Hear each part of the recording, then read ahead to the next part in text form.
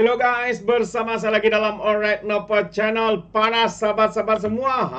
Lokman Adam membalun kau-kau ya, geng-geng pengkhianat ataupun geng-geng derhaka daripada khususnya pembangkang Perikatan Nasional, sahabat-sahabat semua.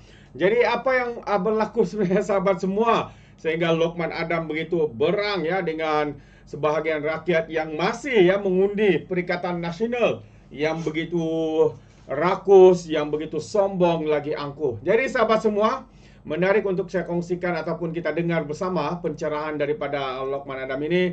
Tapi sebelum itu jangan lupa juga untuk terus support Alright Napa Channel dengan cara tekan butang subscribe, like dan share. Sembari kita ikuti berita ataupun tonton video ini bersama sahabat-sahabatku. Wow. Ada yang sampai 1,000 satu rumah. Gelap mata. Mereka lupa bahawa duit yang mereka dapat tu, mereka kena sengsara lagi 5 tahun. Ada 4.2 juta orang beri undi kepada Perikatan Nasional dan PAS. Maknanya mereka tak belajar melalui pengalaman. Dan akibat daripada kebodohan mereka ni, akhirnya BN tak boleh bentuk kerajaan secara bersendirian. Bukan setakat tak boleh bentuk kerajaan, kita tinggal 26 kursi. Campur dengan kawan-kawan BN lain, ada 30 kursi. Prestasi paling buruk dalam sejarah. Bila ke bawah dulu tuanku titahkan supaya Perikatan Nasional bekerjasama dengan PH, mereka tak mahu. Maka tuanku titahkan BN pula kerjasama dengan PH. Bila kita putuskan untuk bekerjasama dengan PH, mereka marah pula kita bekerjasama dengan PH.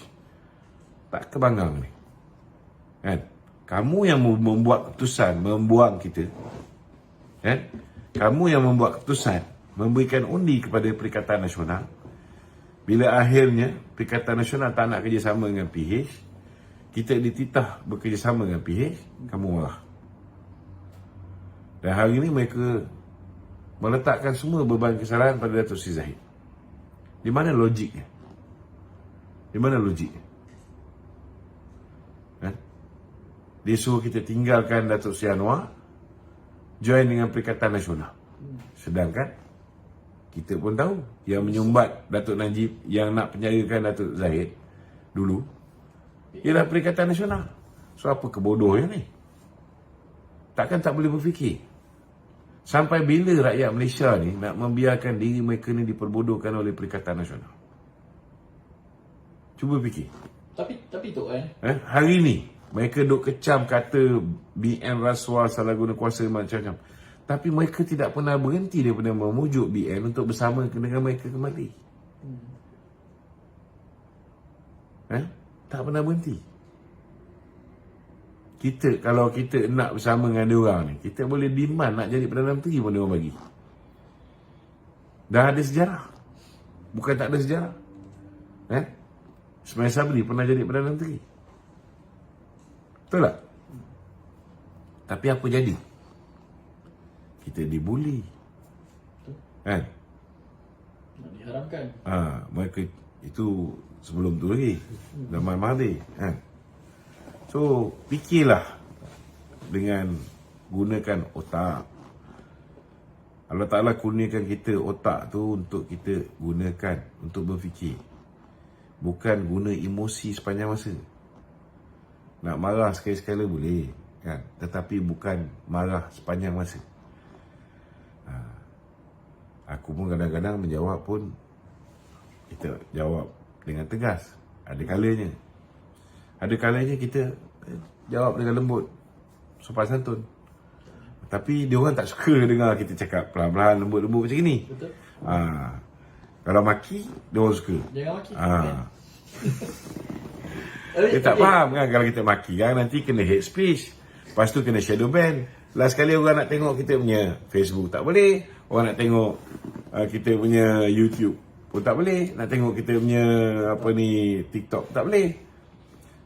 Nak buat semua orang puas hati payah, tak mudah kan. Okey, tapi tu saya ada beberapa rakan lah yang duduk di dalam UMNO tu kan. Bila saya tanya dia orang berkenaan dengan Zahid, ada ramai yang mengatakan yang Zahid tidak layak, Zahid ni umpama macam mengkhianat parti dan sebagainya. Okey. Boleh untuk nafikan ke ataupun apa pandangan? Tak ada, simple je. Cuba tanya dengan dia orang, apa yang Dato' Zahid khianat? Apa yang dia buat khianat? No Anwar and so on tu. Tak, apa lagi nak cerita pasal Nur Anwar? Nur Anwar, no DAP, no Bersatu itu untuk berhadapan dengan pilihan raya umum ke-15. Dan dia dah tunaikan ni Melaka kita go solo. Ketika tu Ismail Sabri nak pergi kerjasama dengan PAS dengan Bersatu. Di Johor pun sama juga. Dia kata kalau kita bertanding sendiri, kita dapat 8 kursi je dekat Melaka. Lepas tu dekat Johor pun kita tak boleh menang, dia kata. Kita go solo, menang, tak ada masalah. Cuma masalahnya dia tak bubar parlimen cepat. Bila dia tak bubar parlimen cepat, dia drag pilihan raya. Musuh yang kucar kacir dah straighten themselves. Dah kuatkan balik diri mereka. Kemudian datangnya dengan fitnah-fitnah baru. Orang yang dah bercuti dah kembali mengasak kita, kan? So itulah punca kita kalah. Cuba kalau time kita ni tengah feel good factor tu masih lagi bagus, time tu buat pilihan raya, peluang tu akan lebih cerah. Tapi nak buat macam mana, inilah harga yang kita kena bayar bila orang khianat pada parti. Satu-satunya yang mereka ni patut bersyukur, kita ada Dato' Zahid ni. Kalau tak kerana Dato' Zahid, hari ni UMNO dah tak ada dah. Kalau dia setuju dengan cadangan Mahathir untuk bubarkan UMNO, semua serap masuk Bersatu, hari ni UMNO dah tak ada. Huyuk dah. Saya nak tanyalah, dia orang ni nak tukar Zahid, nak ganti siapa? Cuba itu saya, nak ganti siapa? Setakat ni tak ada lagi presiden mereka. Itulah dia. Apa jaminan orang yang akan ganti kita ni tak akan buat kita ni jadi kuda tunggangan kepada Perikatan Nasional? Tak ada jaminan. Kalau kita belum kena dengan Muhyiddin, lain cerita. Kita belum kena dengan PAS, lain cerita. Kita dah dikencing oleh mereka ni berulang kali. Kita dibuli. Diangkat kita jadi Perdana Menteri pun ada 17 syarat. Ada perjanjian sulit. Betul tak? So, cuba fikir. Ni yang bawah ni, kita kena faham satu lah. Maklumat yang orang atas ada ni tak sama dengan maklumat yang orang bawah ada. Bawah surface tu. Maklumat yang kita di atas ni ada lebih banyak berbanding dengan yang di bawah. Jadi nak expect orang bawah ni tahu semua benda dan buat penilaian macam orang atas buat, tak samalah. Kan? Masalahnya tak semua benda kita boleh cerita kat luar. Ada benda kita boleh cerita, ada benda kita tak boleh cerita. Okey? Okey, Dok. Saya petik kenyataan Ahmad Maslan lah berkenaan dengan UMNO ni boleh dapat kepercayaan orang Cina lebih banyak jika terus bekerjasama dengan PH. Bagaimana dengan parti-parti yang lain? Dia macam ni lah. Bagi saya sekarang ni, kita kena be realistic. Okey? Sepanjang berapa puluh tahun dulu, UMNO memerintah pun, memang betul kita tumpu untuk mendapat sokongan orang Melayu. Tetapi jangan lupa, kawan-kawan kita yang lain, MCA, Gerakan, MIC, mereka menumpukan perhatian untuk dapat sokongan bukan Melayu. Okay? Itu sebab kita boleh perintah dan kita boleh ada 2/3. Kita ada kerajaan yang stabil. Kalau 2/3, stabil. Orang akan yakin untuk melabur di Malaysia. Tetapi hari ini orang Melayu ni dah dipecah belahkan oleh Mahathir. Dan pilihan raya lepas, kita dapat 33% je BN ni. Sebahagiannya pergi ke PAS, sebahagiannya pergi ke Perikatan Nasional, Bersatu, sebahagiannya pergi ke Pejuang, sikit lah. Sebahagiannya pergi ke PKR, Amanah, kan. Jadi bagi saya hari ni, suka tak suka, suka tak suka, kita kena terima hakikat. Tidak ada satu kerajaan boleh stabil tanpa sokongan masyarakat bukan Melayu. Bukti dia, tengok hebat macam mana pun Perikatan Nasional menang sampai 74 kursi. Mereka tak boleh nak bentuk kerajaan. Mereka curi orang kita pun 10 orang. Mereka tipu orang-orang di Sarawak pun. Mereka dapat sokongan daripada Sabah pun. Mereka hanya ada 115. Which is a very fragile government. Kerajaan yang rapuh. Mereka tak boleh perintah. Prabowo akan lari dan rakyat akan mati. Sebab 70% rakyat negara ni ialah bumi putera. Kalau UMNO fikir pasal diri dia sendiri, nak fikir pasal Melayu, lingkup orang Melayu tau. Orang Melayu akan lingkup dulu. Bila mula lockdown negara ni, yang paling lingkup siapa? Melayu. Jangan lupa tu. So kita kena sedar bahawa kita perlu kerjasama dengan Pakatan Harapan. Kalau nak kerajaan yang stabil, tak semestinya Pakatan Harapan bersama dengan BN. Kalau kerajaan Pakatan Harapan ni bersama dengan Perikatan Nasional pun, mereka akan ada sebuah kerajaan yang stabil. Stabil. Tapi yang penting sekali, mesti ada Pakatan Harapan di dalam kerajaan tersebut. Kenapa saya kata begini? Kerana hari ini Pakatan Harapan memperolehi sokongan bukan Melayu sangat tinggi. Pilihan raya lepas, masyarakat Cina 97% bersama dengan Pakatan Harapan. Masyarakat India 90% bersama dengan Pakatan Harapan. So kita kena terima hakikat lah.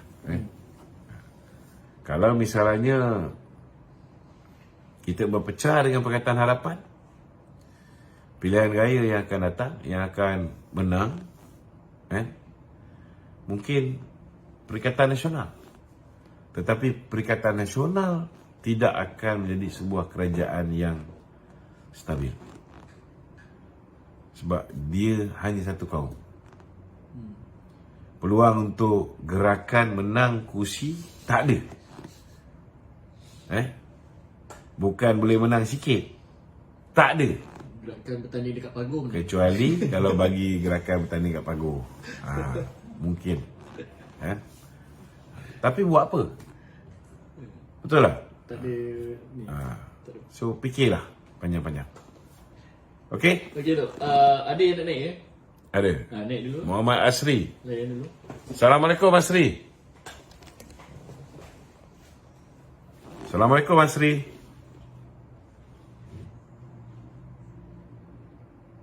Halo. Boleh. Dah. Dah tu lah. Dah naik dah. Dia tak keluar. Takut. Assalamualaikum Asri. Salam. Keri, cakap. Okey tu. Ya. Nak minta komen sikit pasal Ketua Pemuda UMNO tu, Dr. Akmal. Saya nampak dia macam agak begitu aktif dalam memberi pandangan yang kritis lah dengan kerajaan.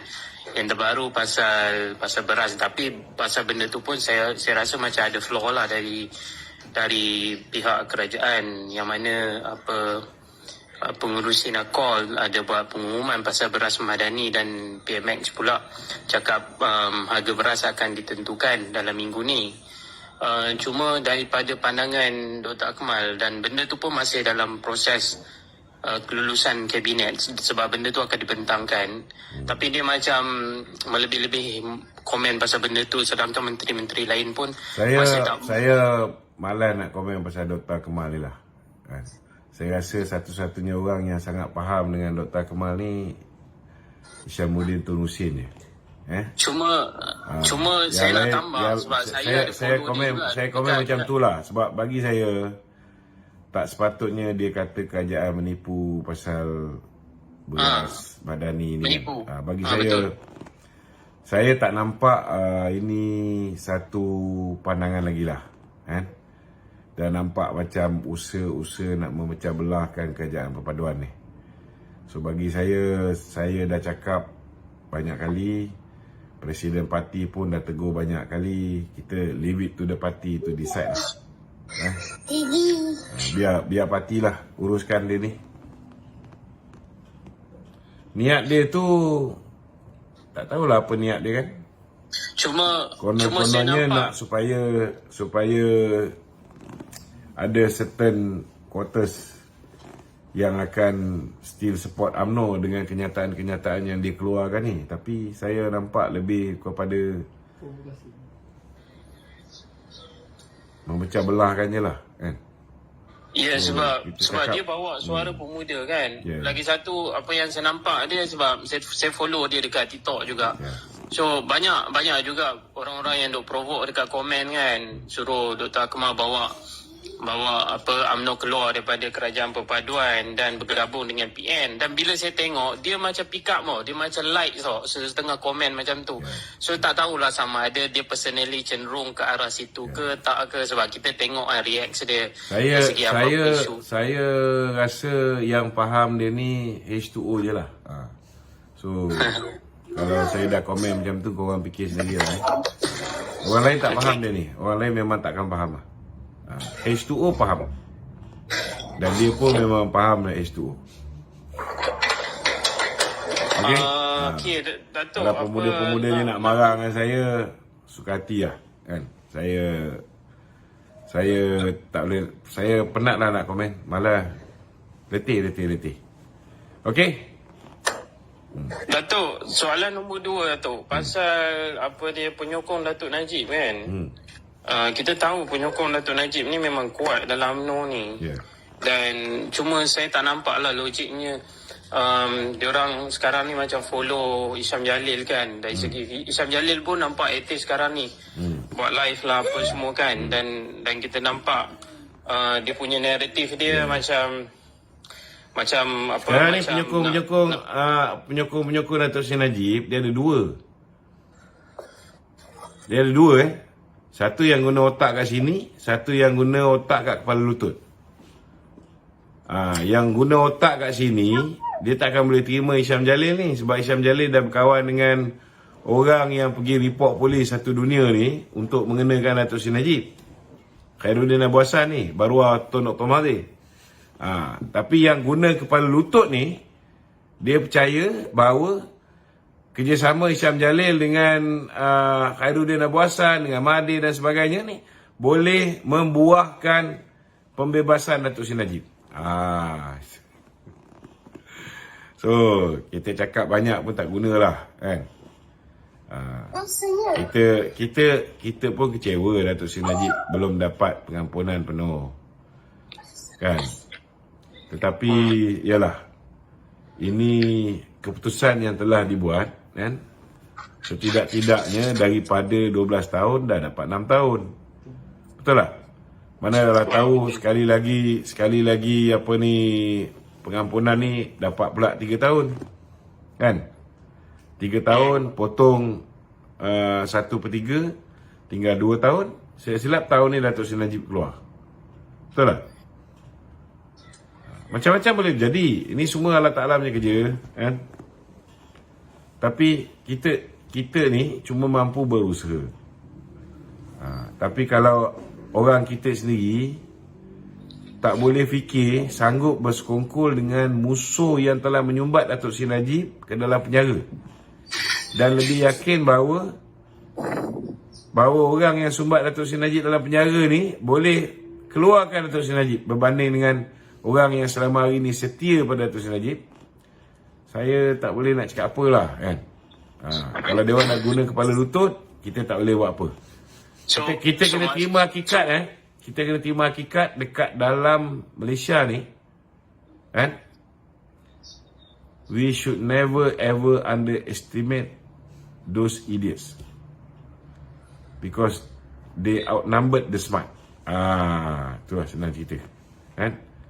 Yang ramai hari ni yang tak pakai otak dia, yang boleh berfikir dengan waras. Orang yang sumbat Datuk Seri Najib ni, orang macam Mahathir, orang macam Muhyiddin, impossible dia nak lihat Datuk Seri Najib ni keluar dan bantu kerajaan perpaduan untuk kukuhkan kerajaan perpaduan, kita boleh minta tolong dengan dia orang ni, kita boleh kerjasama dengan dia orang ni untuk bebaskan Datuk Seri Najib. Mana otak korang letak aku pun tak tahulah. Bukan korang lah kan yang belah sana lah. Okey? So maksudnya Datuk cuba nak sampaikan, maknanya the only way adalah kepimpinan UMNO sekarang lah yang boleh diharapkan untuk usahakan. Saya cakap terus terang, hari ni kalau kita tak harap UMNO yang akan perjuangkan Datuk Seri Najib, korang nak harapkan siapa? Nak harapkan siapa? Nak harapkan Khairuddin Abu Hassan, Hamzah Zainuddin, nak harapkan Azmin Ali, nak harapkan Muhyiddin bebaskan Datuk Seri Najib, atau Mahathir bebaskan Datuk Seri Najib? Itu sebabnya belajar Cambridge kan, tak semestinya melahirkan orang yang bijaksana. Dia mungkin belajar di Cambridge, belajar di Oxford, tapi mungkin dia buat degree, tapi dia punya kebodohan ni kadang-kadang lebih daripada PhD. Okey? Terima kasih Datuk. Sama. Ada lagi? Ada. Wow, panas sahabat semua. Itu dia jawapan panas daripada Lokman Adam yang membalun kau-kau. Mereka-mereka yang di luar sana khususnya geng-geng daripada Perikatan Nasional, PAS yang masih bermimpi untuk mahu bersama dengan UMNO, menarik UMNO keluar daripada kerajaan. Parti mana yang bodoh untuk keluar daripada sebuah kerajaan menjadi pembangkang? Itu adalah satu perkara yang tidak dapat kita selami kedalaman otak mereka tu. Demi untuk mengucak-acirkan, demi untuk menjatuhkan kerajaan ini, pelbagai perkara yang mereka lakukan. So itu intipati sebenarnya. Jadi terima kasih kerana mendengar dan bersama dengan Alright No Channel. Sekiranya anda mau berikan sebarang komen, berikan di dalam ruangan komen. Terima kasih. Izinkan saya untuk mengundurkan diri. Dan sehingga itu, seperti biasa, peribahasa mengatakan, apapun kangkap, 2 tahun keinginan. Dalam bahasa Melayunya, tepuk dadah, tanya selera. Sekian jadi daripada Alright No Channel. Kita berjumpa lagi. Bye-bye.